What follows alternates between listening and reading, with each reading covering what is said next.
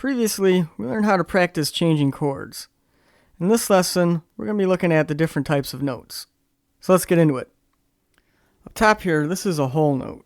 We used these in the last example. When I played the chord changes, I played it on every first beat of every measure. We can take this whole note and divide it in two, and we get two half notes. Continuing on, we can divide these two half notes and get four quarter notes. Divide each of these by two, and we get eighth notes. Divide each of these by two, and we get 16th notes. Let's take a look at these in more detail. First up, we have the whole note.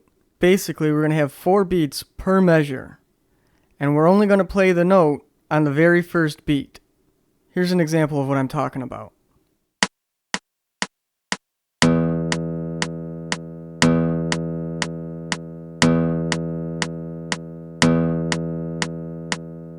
For half notes, we still have 4 beats per measure, but this time we're going to be playing the notes on the first beat and on the third beat.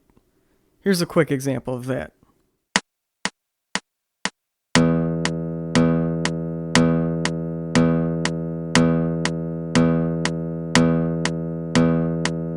Onto the quarter note.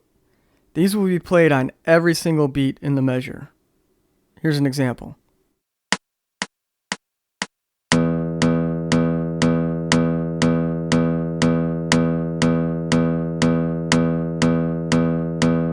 Moving on to the eighth note. With these, we're going to play a note in between the beats. This is going to be counted 1 and 2 and 3 and 4 and. Here's an example.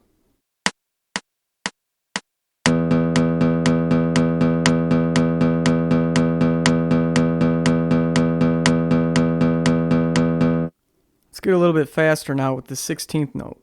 Each one of these beats is going to have 4 notes in it.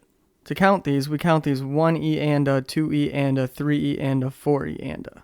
The numbers represent the beats.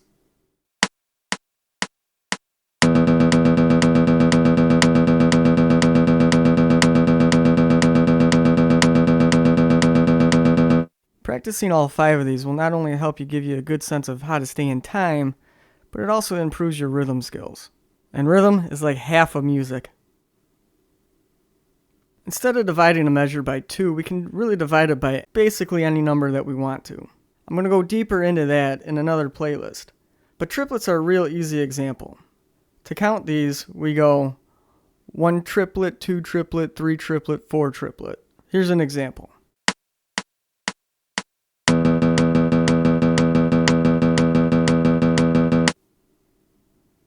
Previously, we looked at this chord progression, and we played it using whole notes. Let's try practicing this with half notes instead of whole notes. It's going to give us a slightly different feel to the rhythm. Here's an example.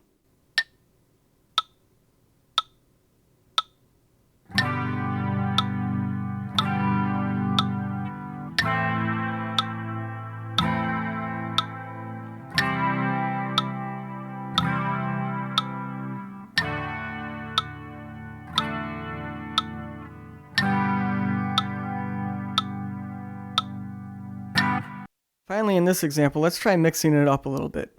Let's try doing some quarter notes here, some half notes here, and quarter notes here, and see how that sounds.